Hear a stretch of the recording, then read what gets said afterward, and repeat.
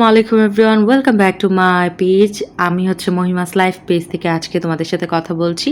তো আজকে আমি তোমাদের সাথে আমার বার্থডে ব্লগটা শেয়ার করব, যেটা আমার কাছে খুবই স্পেশাল।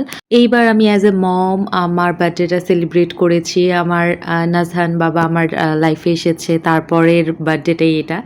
তো আমি এখন মা হিসাবে বার্থডেটা পালন করছি বা সেলিব্রেট করছি। তো আমি হচ্ছে রাত থেকেই শুরু করব। রাতের বেলা 12টার দিকে আমার ভাইয়া হচ্ছে আমাকে একটা আইসক্রিম আর একটা চকলেট এনে দেয়। যেহেতু আমার বার্থডে ছিল, সে জানতো না, হঠাৎ করেই তার মনে হয় আর সে আমাকে এগুলো এনে দেয়। তারপরের দিনের ব্লগ হচ্ছে এটা। তো আমার হাজব্যান্ড ওই দিন আসার কথা ছিল, তো আমার হাজব্যান্ড আসে। তো সে আসার সময় আমার জন্য কেকও নিয়ে আসে। আমি আসলে চাচ্ছিলাম না যে আমার জন্য কেক আনুক, বাট সে হচ্ছে আমাকে একটু সারপ্রাইজ দেয়। আমি চাচ্ছিলাম যে রেস্টুরেন্টটাতে আমি যাব, সেখানেই হয়তো বা ছোট্ট একটা কেক আমি অর্ডার করব, দেন ওইখানেই আমরা কাট করব। বাট সে আমার জন্য এক্সট্রা করে আবার কেক নিয়ে আসে। আর যাই হোক, সে হচ্ছে আমাকে সারপ্রাইজ দেয়। সে কখনো আমাকে ঠিকঠাক মতো সারপ্রাইজ দিতে পারে না, কারণ আমি আগে থেকেই জেনে ফেলি। বাট এইবার পেরেছে অ্যান্ড আই অ্যাপ্রিসিয়েট ইট।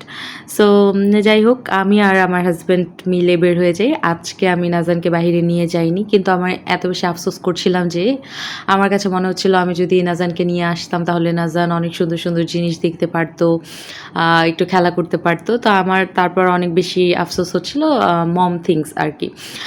তো আমি আর আমার হাজব্যান্ড বের হই, আর বাচ্চা হওয়ার পরে এটাই মনে হয় আমরা দুজনে একসাথে কোয়ালিটি টাইম স্পেন্ড করার জন্য বের হয়েছিলাম।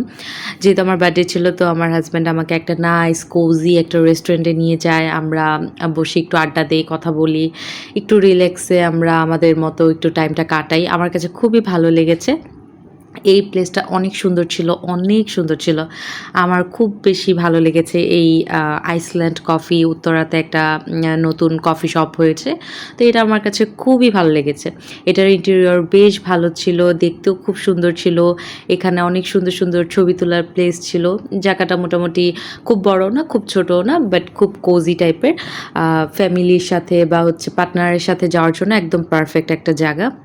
বলতে গেলে মেয়েরা যেসব জায়গা পছন্দ করে বা যেসব জিনিস পছন্দ করে, সেই সব জিনিসই এই রেস্টুরেন্টটার মধ্যে ছিল।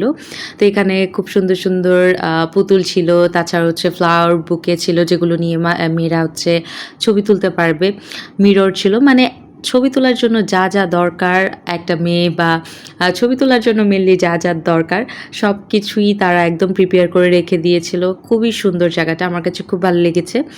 তো আমি তো হঠাৎ করেই চিন্তা করেছি যে আমি এইবার আমার বাবার বাসায় আমার বার্থডেটা কাটাবো। যেহেতু বিয়ের পর থেকে আমি আর আমার বাবার বাসায় ওইরকম বার্থডে কাটাইনি কখনো। তো আমি চিন্তা করলাম যে এবার এখানেই বার্থডে কাটাবো। তো আমার হাজব্যান্ড বলল কোথাও যেতে চাই নাকি। তো সেই ক্ষেত্রে হচ্ছে আমি একটু দেখছিলাম গুগলে যে কোথায় যেতে পারি, রেস্টুরেন্ট কি কি আছে, যেহেতু অনেক দিন ধরেই আমি উত্তরার দিকে যাই না। মানে উত্তরাতে যাই, বাট ওইরকম খাওয়ার জন্য বা এক্সপ্লোর করি না কোনো প্লেস। বাট আমি যখনই হচ্ছে এই প্লেসটা দেখলাম, আমার মনে মনে আমি ঠিক করে নিলাম যে আই হ্যাভ টু গো। অনেক সুন্দর একটা প্লেস। আর আমি খুব পছন্দের একটা জামদানি আমার বার্থডের দিন পরেছিলাম। এই জামদানিটা আমি মিনিমাম ৮-৯ মাস আগে কিনেছি, এখনও পর্যন্ত পরার আমার ভাগ্য হয়নি। এটা আমি আমার ভাইয়ার বিয়ের জন্য কিনেছিলাম, বাট আমি পরতে পারিনি তখন, যেহেতু বাবু অনেক ছোট ছিল। অ্যান্ড সব কিছু মিলে আসলে পরা হয়নি। এটা আমার খুবই পছন্দের একটা জামদানি। তো এই জামদানিটা আমি আমার পছন্দের দিনই পরলাম, যেটা হচ্ছে আমার বার্থডে। তো এখানে হচ্ছে আমরা টুকটাক কিছু খাবার অর্ডার করেছিলাম। নিপুণ বাসায় আসবে শুনে আম্মু তো অনেক কিছু রান্নাবান্না করেছিল, যে কারণে আমাদের অনেক খাওয়া দাওয়া করা হয়েছে দুপুরে। তো সেই কারণে আমি আর নিপুণ একদম ফুল ছিলাম, একদমই খাওয়ার কোনো ইচ্ছে ছিল না। বাট আমরা যেহেতু গিয়েছি তাই কিছু হালকা পাতলা অর্ডার করেছিলাম। সত্যি কথা বলতে কিছুই খেতে পারিনি, কিছুই ভালো লাগেনি। এখন জানি না কেন ভালো লাগেনি। হয়তো বা আমরা ফুল ছিলাম তাই ভালো লাগেনি, বা কেন ভালো লাগেনি আসলে বলতে পারবো না। বাট আমার কাছে কোনো খাবারই ওইরকম ভালো লাগেনি। কফি মোটামুটি ভালো ছিল, তাছাড়া কোনো খাবারই ওইরকম ভালো লাগেনি। ক্যাসোনাট সালাদটাও আরেকটু ভালো হতে পারতো।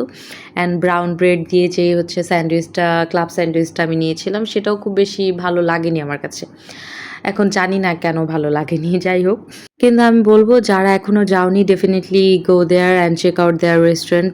খুবই সুন্দর, আমার কাছে খুবই ভালো লেগেছে। তারপর এখানে বসে আমি একটু অপেক্ষা করছিলাম। কারণ আমার হাসব্যান্ড আমার জন্য ফ্লাওয়ার আনতে গিয়েছিল অ্যান্ড সেটার পিকচার বা ভিডিও আমি নিতে পারি না। আসলে ভুলে গিয়েছিলাম। কারণ এরপরেই হচ্ছে আমি বাসায় চলে যাব। মানে আমি আমার বাবার বাসা থেকে আমার শ্বশুর বাসায় চলে আসব। তো তাড়াহুড়ায় দেখা গেছে যে আমি এটার ছবি বা ক্লিপ নিতে পারিনি।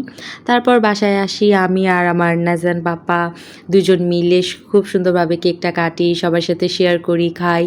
আর আমার নাজান পাপাই তো এগুলো দেখে খুবই খুশি হচ্ছিল। সে অনেক বেশি এক্সাইটেড ছিল। তো আমার কাছেও ভালোই লাগছিল। আর সর্বপ্রথম আমি আমার ছেলেকেই অল্প একটু কেক খাইয়ে দিয়েছি। যদিও ভালো না। তাও আমি চাচ্ছিলাম যে আমার বার্থডের কেক ১ম এ আমার ছেলেই খাক। তারপরেই চলে আসে আমার এই ভ্লগের সবচেয়ে স্যাডেস্ট পার্ট যেটাতে হচ্ছে আমি বাসায় চলে যাচ্ছিলাম। মানে আমি আমার হাসব্যান্ডের বাসায় চলে যাচ্ছি বাবার বাসা রেখে।